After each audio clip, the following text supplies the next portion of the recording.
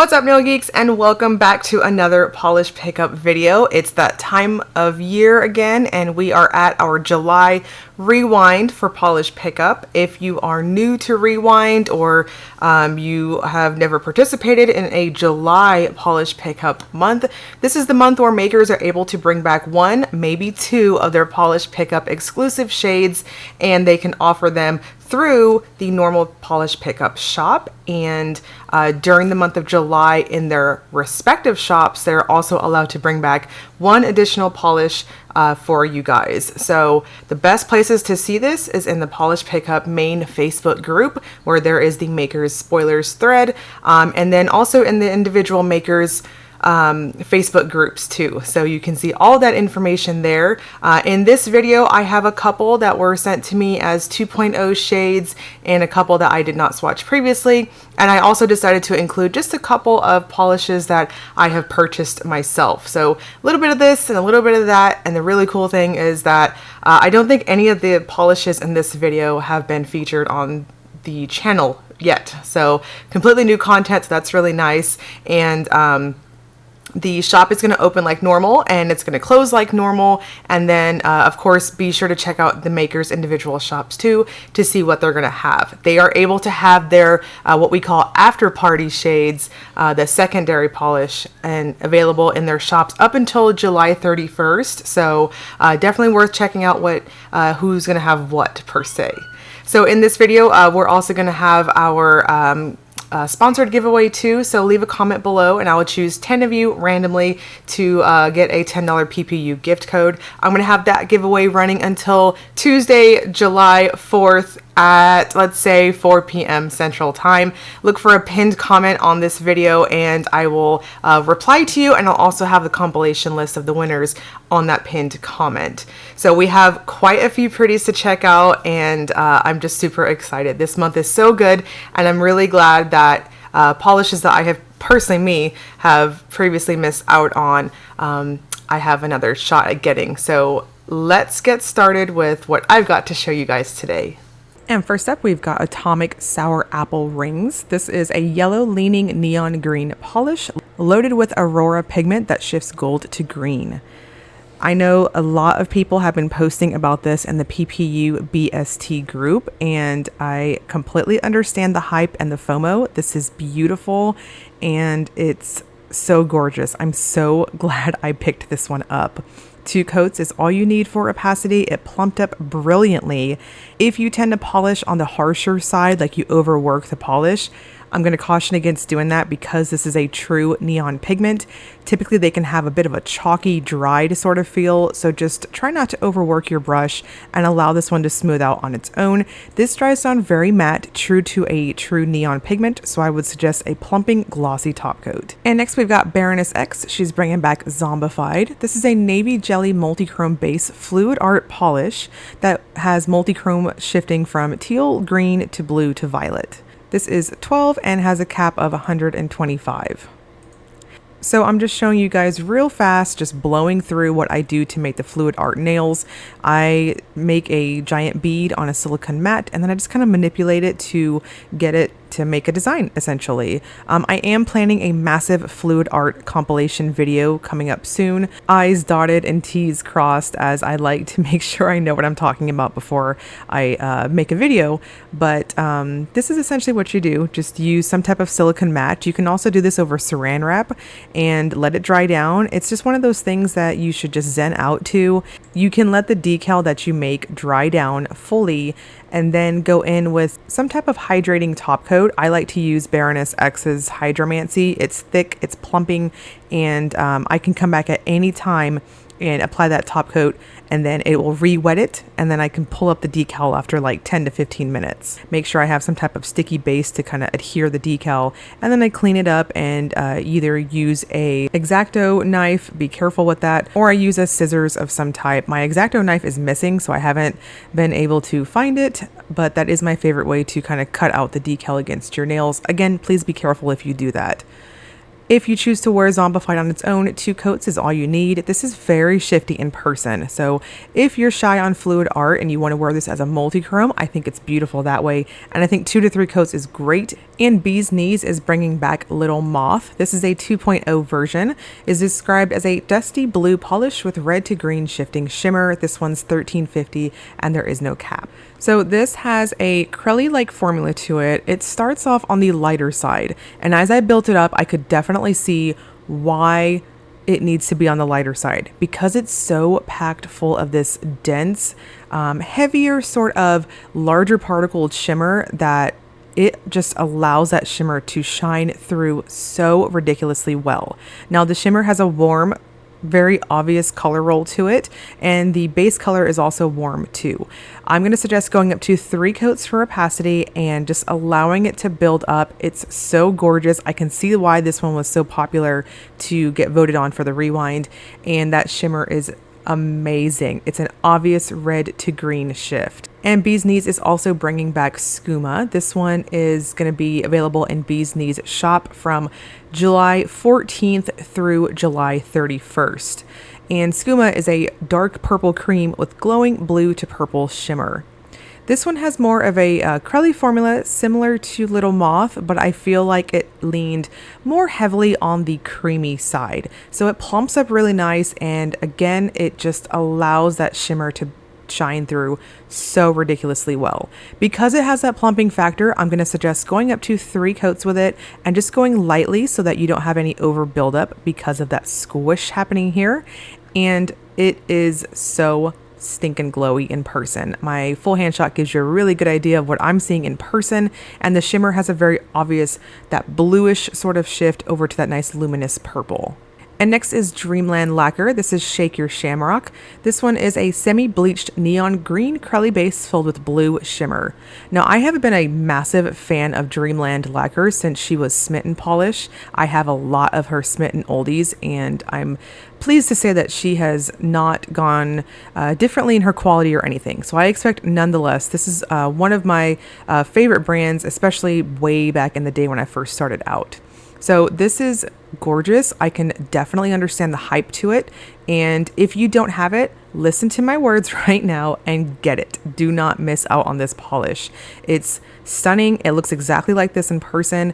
2 coats is all you need. It also has that matte neon dry down. So I would suggest a good glossy top coat with it, and it's going to pop on anybody's skin tone. 10 out of 10, you need this polish. And next is Femme Fatale. This is Sugar Cubes. Is described as a beautifully pale, sheer blue-toned purple base with a red duochrome and red-green aurora shimmer. It also has pink matte glitters, soft yellow micro glitters, and silver hollow micro glitters. So this is definitely on the jelly side in terms of finish. For opacity, I think 3 coats is perfect. It is on the very lighter side in how it feels during application, and it applies, in my opinion, like a true jelly. So just trust that it's going to be a slow buildup, and you're going to use the texture and the thirstiness from the previous coat to adhere that next coat. This is very delicate and just super glowy. I give my bottles a good shake before applying, and I had no issues with fishing or anything like that. And there is a lovely holographic sparkle to this one outside of those matte glitters too. I'm going to suggest going in with a glitter smoothing top coat with a glossy top coat to finish this one off. And Luna Lab Creations brings us Freddy vs. Jason. This is a light to medium gray jelly base with blue to purple magnetic pigment, blue chameleon flakes, and red shredded glitters. So this is another very jelly formula. It starts off incredibly sheer. If you have a very prominent free edge like myself, I think what I'm doing here is giving you a good idea of how your smile line could possibly peek through the finish. If that bugs you, I would suggest using a nude or a color correcting base coat. Now this is what it looks like when you wear it on its own, and then I'm going in with DRK's Magic Magnetic Top Coat so you guys can see both ways of how it looks. When you magnetize it, it has a subtle appearance, and that blue to purple magnetic shimmer is what I would classify more as this ghostly sort of ethereal-like finish. I would suggest a thicker glossy top coat to kind of plump this one out to finalize it. And Wreathed in Beauty is going to be Luna's polish that she's going to have in her shop. This one's a blue to teal to purple shifting pigment with turquoise shimmer and pink to gold magnetic pigment. So this one also has a jelly-like formula to it. It's got a very strong, chromy sort of metallic feel in how it applies. I'm going to suggest going in normal on your coats because it is quite a bit on the lighter side in terms of how it feels when you're brush stroking, and it does have that nice chrome finish. So I would suggest a good glossy top coat to finish this one off. Now the magnetic look to it is what I would also consider more on the slightly subtle side. It's more of this ghostly, pale, ethereal sort of look. Again, I'm going to suggest a good glossy top coat as this one does dry down, kind of semi-gloss, but a bit on the flat side, and you want to give dimension to that magnetic pigment. And Sassy Sauce is bringing back Glampire. This is a violet jelly packed with red, copper, golden shifting shimmer, black to red shifting multi-chrome flakes, and red glitter flakes. This is stunning. Now, the formula is what I would consider very heavy, and it's definitely on the thicker side. On this first coat here, you can see I'm going in kind of patchy with it as I wanted just to create a foundation. Whenever I'm dealing with formulas that are on the heavier side, I will typically do a very light coat on the bottom for my first layer, and then for the second and possibly third coats I'm going in lighter once again, and then using that nice icing method to kind of get that pigment down my nails. If a thicker formula bothers you, you may want to use a thinner with this one. I just always caution, start off with a few drops at first. It's like salt when you're cooking, you can always add in but you can't take out. But in my opinion, that's if you're unfamiliar with working with thicker polishes. Now I'm going to suggest a good glossy top coat because that nice heavy formula is going to leave you just a touch thirsty. And Sassy Sauce is going to have Wet Spot. This one's going to be in her shop, and it's a super shifty turquoise jelly with gold reflective glitters, and at some angles you'll be able to see a purpley pink shift, and at other angles a gold copper green shift. The base color is a very much turquoise color. It's very interesting to me because when you build this one up, the way that the shimmer interacts with the base, it almost gives it this slightly green lean to it. It's really interesting, and it definitely is true to its Aquaman inspiration. I'm going to suggest going up for 3 coats with this. Because of the reflective glitters, you're going to have a bit of thirstiness and some texture, so I would suggest a glossy top coat with a glitter smoothing top coat underneath, and you're good to go. This is very pretty. It's so sparkly. It definitely looks like it's wet from those silver reflective glitters, and the shimmer just kind of takes over everything. It's just a touch on the vampy side and very shifty, and you can easily see a pink to gold shift in person. And finally, we've got Wildflowers straight out of St. Olaf. Now, please note, this one is going to be in her shop during her pre-order. If you have not seen my Wildflower lacquer video, go check that out. Lots of pretties for that. But this one, St. Olaf, is only going to be available during that pre-order for her shop next week. So big neon lights there. Now this is a gorgeous, gorgeous polish. This is actually, I bought this, and then Taylor also sent this one to me for PR purposes as well. So I'm not mad at having 2 bottles. It's stunning, it's beautiful, and it looks exactly like what you're seeing on my full hand shot there. I'm going to suggest 2 coats with a glossy top coat, and it's creamy, smooth, glowy perfection. To wrap things up, we've got the Will It Topper segment. We choose to use a black swatch stick because if it's going to show up over black, it's more than likely going to show up over other creams too, so it's a great way to test. And Atomic's Sour Apple Rings popped so ridiculously well. Now you can also kind of see how streaky this one is, which is what I was talking about with the chalky neon sort of pigment, so just make sure you're not overworking it when you are applying.